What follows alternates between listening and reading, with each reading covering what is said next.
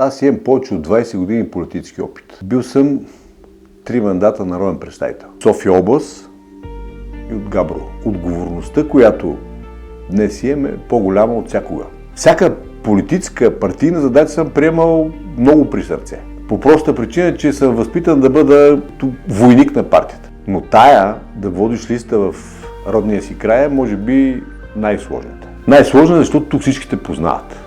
Тук ме познават от дете. Голяма част от тези жени, дето ги виждаш отвънка, са ме разхождали като бебе, после са помагали на майка ми, на баба ми, която ме отглеждаше, и да ги представляваш тях е наистина голяма отговорност.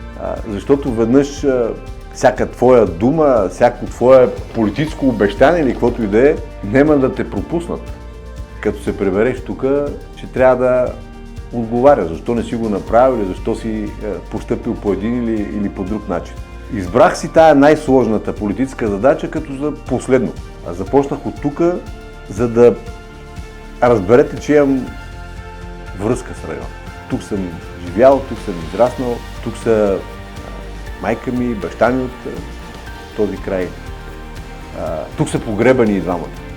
И каквото и да правя, аз трябва под някаква форма да се върна тук.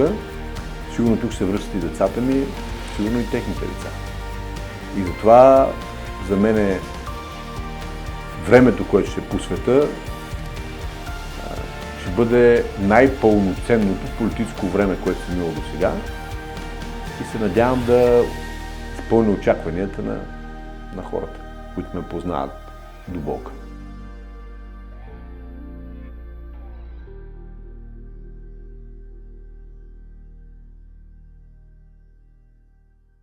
Купуването и продаването на гласове е престъпление.